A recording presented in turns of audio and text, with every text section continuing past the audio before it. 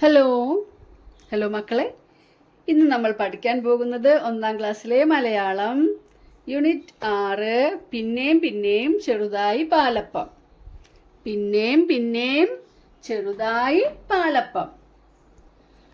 ഷൈനി ഷൈനി, ആരാ ഷൈനി? ഇതാണ് ഷൈനി. ഷൈനിയുടെ അടുത്ത് ഒരു നായ ഇരിക്കുന്നുണ്ട്. ഷൈനിയെ നോക്കിക്കൊണ്ട് ഇവിടെ ഒരു ഉറുമ്പിരിക്കുന്നുണ്ട്. ഷൈനിയെ നോക്കിക്കൊണ്ട് ഒരു പൂച്ച ഇരിക്കുന്നുണ്ട്. കാക്കയും കോഴിയും ഉണ്ട്. നമ്മുടെ ചെടിയിൽ ഒരു പൂമ്പാറ്റയുണ്ട്. ഇങ്ങനെ കുറച്ച് ആളുകളൊക്കെ ഉണ്ട് അല്ലേ? ഈ പാഠഭാഗത്ത് കാണുന്നില്ലേ? ഈ കുട്ടിയുടെ പേരാണ് ഷൈനി. ഷൈനിക്ക് എന്താണ്? കാലിന് നടക്കാനുള്ള ബുദ്ധിമുട്ടുണ്ട് അല്ലേ? അതുകൊണ്ട് ഷൈനി വീൽ ചെയറിലാണ് ഇരിക്കുന്നത്. അപ്പൊ ഷൈനി ആരാ? ഷൈനി ചോദിക്ക. ഞാനാ. എന്താ? വിശക്കുന്നു. തിന്നാൻ ഇത്തിരി അവലോ മലരോ അരിയോ പൊരിയോ അടയോ വടയോ തരുമോ ഷൈനി? ഇതൊരു പാട്ട് പോലെ ചോദിക്കാണ്, തിന്നാൻ എന്തൊക്കെയും തരുമോന്ന്. ഷൈനി ആരാ? ഞാനാ. എന്താ? വിശക്കുന്നു. തിന്നാൻ ഇത്തിരി അവലോ മലരോ അരിയോ പൊരിയോ അടയോ വടയോ തരുമോ ഷൈനി? ഓക്കെ. ഇപ്പൊ ഈ ഷൈനിയുടെ കയ്യിൽ എന്തോ തിന്നാനുള്ള സാധനം ഉണ്ട്.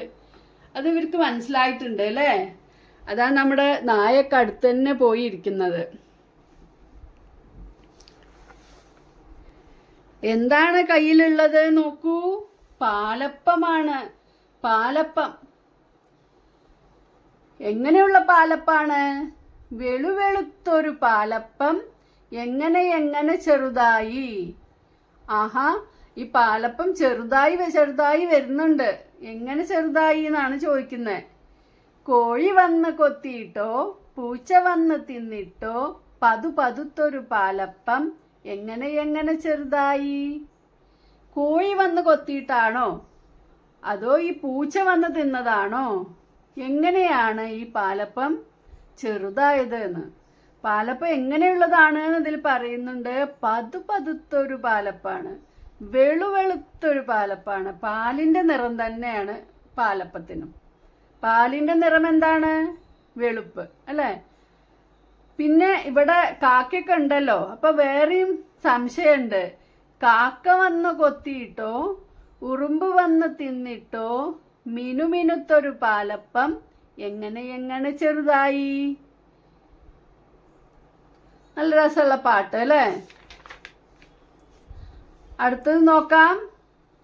പാൽ നിറമുള്ളൊരു പാലപ്പം, പാൽ രുചിയുള്ളൊരു പാലപ്പം, പതുത്തൊരു പാലപ്പം, പഞ്ചാരയിട്ട പാലപ്പം, മധുരമുള്ളൊരു പാലപ്പം, മധുരം പാലപ്പം. ഓക്കെ. അടുത്തത് രുചിമേളം. രുചിമേളം. എന്തെല്ലാം രുചികൾ നിങ്ങൾക്കറിയാം? നിങ്ങളൊക്കെ ടേസ്റ്റ് എന്നാവും പറയുന്നത് അല്ലേ? ടേസ്റ്റ്, അതാണ് രുചി. മധുരം ഒരു ടേസ്റ്റാണ്. പുളി മറ്റൊരു രുചിയാണ്. കയ്പ്പ് വേറൊരു രുചിയാണ്. ഇതല്ലാത്ത ഒരു രുചിയും കൂടി നിങ്ങൾക്ക് അറിയാം അല്ലേ? എരിവ് അല്ലേ? എരിവ് നിങ്ങൾക്ക് എല്ലാം പരിചയം ഉണ്ടാവും. അപ്പൊ നമുക്ക് മധുരമുള്ള സാധനങ്ങളുടെ പേര് ആലോചിക്കുമ്പോൾ തന്നെ മനസ്സിൽ വരുന്ന ആളാണ് പായസം. അതേമാതിരി ലഡു. പായസം, ലഡു. നിങ്ങൾക്ക് ഇഷ്ടമുള്ളത് എഴുതാട്ടോ. പുളിയുള്ളതിനെ പറ്റി ആലോചിക്കുമ്പോൾ നാരങ്ങ, പുളിങ്ങ എന്നൊക്കെ. കയ്പുള്ളവ, കയ്പുള്ള മരുന്ന് അല്ലേ? കഷായം. കയ്പുള്ള കഷായം. പിന്നെ കയ്പുള്ള ഒരു പച്ചക്കറിയാണ് കയ്പയ്ക്ക. പേരെന്നെ കയ്പയ്ക്ക എന്നാണ്. പാവയ്ക്ക എന്നും പേരുണ്ട്. അപ്പൊ ഇതൊക്കെ എഴുതി കൊടുക്കാം കേട്ടോ. അടുത്തത് ചിത്രം നോക്കൂ. കാക്ക പ്രഥമൻ ഉണ്ടാക്കിയ കഥ പറയൂ, എഴുതൂ. കാക്ക പ്രഥമൻ ഉണ്ടാക്കിയ കഥ നമുക്കൊന്ന് എഴുതി നോക്കാം. എങ്ങനെയൊക്കെയാണ് പ്രഥമൻ ഉണ്ടാക്കുക എന്ന് നോക്കൂ.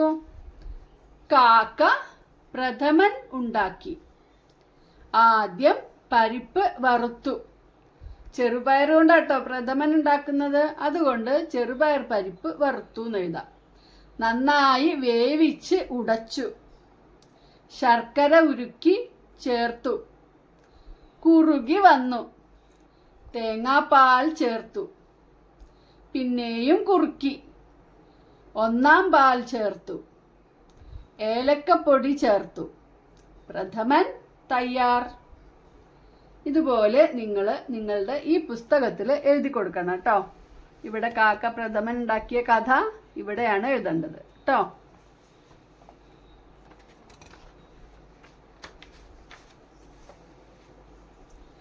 അതാ കൈപ്പക്കേനെ പറ്റിയിട്ടൊരു പാട്ടാണ് ഇവിടെ. പോഷകമാണ് ഈ പാവയ്ക്ക. പാവയ്ക്ക കയപ്പാണെങ്കിലും നല്ല ഗുണമുള്ളതാണ് എന്ന്. പോഷകമാണി പാവയ്ക്ക. അച്ഛ അച്ഛ പാവയ്ക്ക. പിച്ച മോനെ പാവയ്ക്ക. പിച്ച പറഞ്ഞ പറിക്ക, പാവയ്ക്ക അറുക്കുക. ഓക്കെ. കയ്പാണച്ച പാവയ്ക്ക. പോഷകമാണേ പാവയ്ക്ക. വയ്ക്കാം മോനെ പാവയ്ക്ക. വെക്കുക പറഞ്ഞ എന്താണ്? അത് അടുപ്പത്ത് വെച്ച് വേവിക്കാം. വയ്ക്കാം മോനെ പാവയ്ക്ക. കയ്പില്ലച്ച പാവയ്ക്ക. വെച്ച് കഴിഞ്ഞപ്പോൾ പാവയ്ക്കയ്ക്ക് കയ്പില്ലച്ച പാവയ്ക്ക. തിന്നാം മോനെ പാവയ്ക്ക. ഓക്കെ. അടുത്തത് നമുക്ക് ആഹാരവിശേഷങ്ങൾ. പലതരം ആഹാരങ്ങളുണ്ട് അല്ലേ? പല രീതിയിലാണ് ആഹാരങ്ങൾ ഉണ്ടാക്കുക. ചില ആഹാരങ്ങൾ ആവിയിൽ വേവിക്കും. ആവിയിൽ വേവും ആഹാരം. ചില ആഹാരങ്ങൾ ചുട്ടെടുക്കും. ചുട്ടെടുക്കും ആഹാരങ്ങൾ. ചിലത് വറുത്തെടുക്കും, എണ്ണയിൽ വറുത്തെടുക്കും. വറുത്തെടുക്കും ആഹാരങ്ങൾ. വേവിക്കാത്തവ പലതുണ്ട്. ഇതൊന്നും അല്ലാതെ വേവിക്കാത്തവയുണ്ട്. അതിൻ്റെയൊക്കെ കുറച്ചെണ്ണം നമുക്ക് തന്നിട്ടുണ്ട്. നോക്കാം. ആവിയിൽ വേവും പലഹാരങ്ങൾ. ആവി എവിടുന്നാണ് ഉണ്ടാവുന്നത്? വെള്ളത്തിൽ നിന്ന്.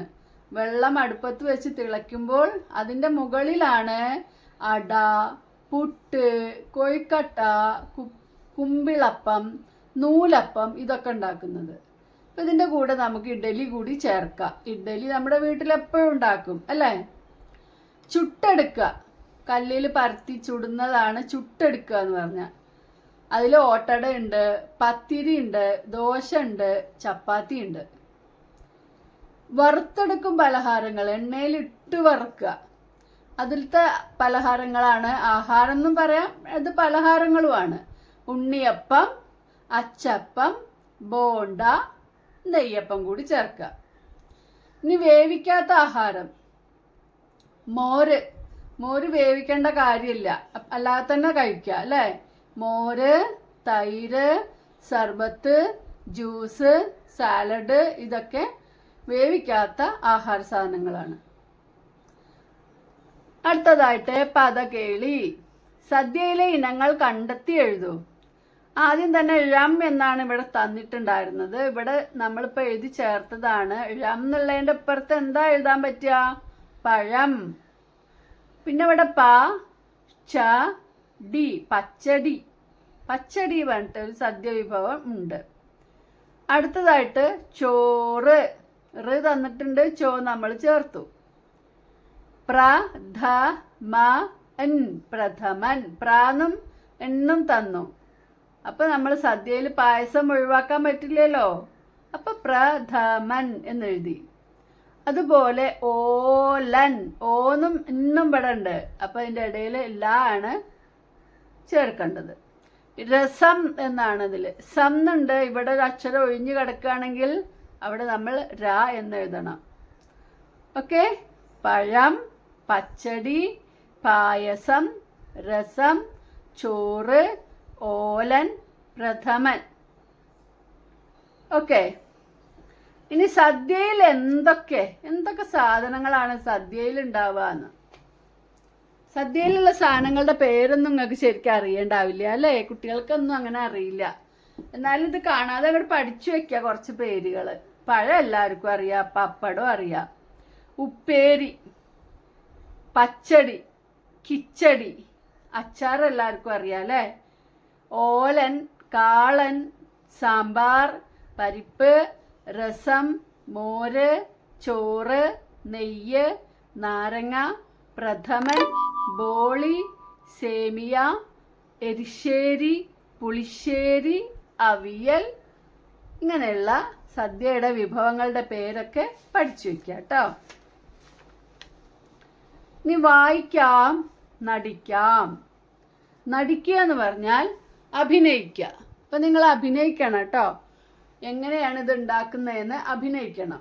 അപ്പം ആദ്യം നമ്മൾ ദോശമാവ് കലക്കി പറയുമ്പോൾ എന്താണ്, ഇങ്ങനെ കലക്കുന്നത് പോലെ കാണിക്കണം.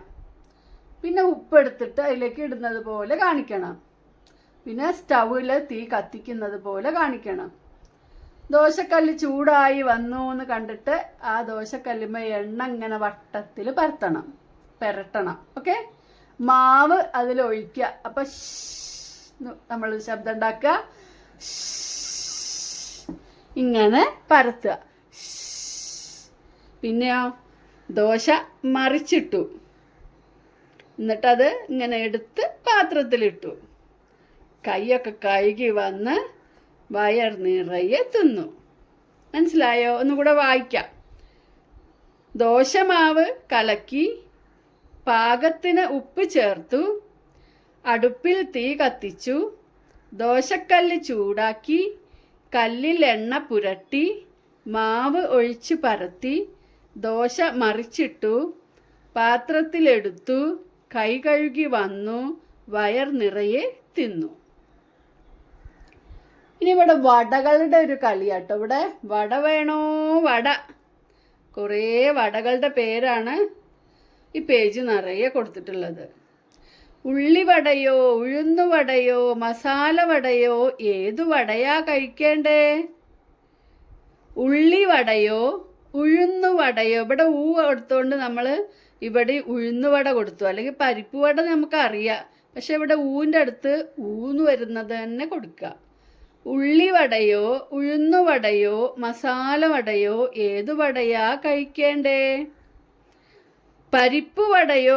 ഇവിടെ പരിപ്പ് വട ഉണ്ട്, അപ്പം അവിടെ പരിപ്പ് വട എഴുതാൻ പറ്റില്ല. അപ്പം ഇവിടെ പാ വെച്ചിട്ടുള്ള പക്കവട എഴുതി നമ്മൾ. പരിപ്പ് വടയോ, പക്കവടയോ, മസാല വടയോ, ഏതു വടയാ തിന്നേണ്ടേ?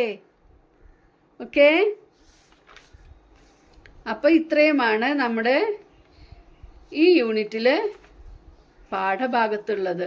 പിന്നെയും പിന്നെയും ചെറുതായി പാലപ്പം എന്ന ഈ പാഠഭാഗത്ത് ഇത്രയുമാണ് ഉള്ളത്. ഇനി ഇതിൻ്റെ കുഞ്ഞെഴുത്ത് പുസ്തകത്തിലെ പ്രവർത്തനങ്ങളുമായി അടുത്ത് തന്നെ കാണാം. അപ്പോൾ എല്ലാവരും ചാനൽ സബ്സ്ക്രൈബ് ചെയ്യാനും ലൈക്ക് ചെയ്യാനും ഷെയർ ചെയ്യാനും മറക്കല്ലേ. Okay, by.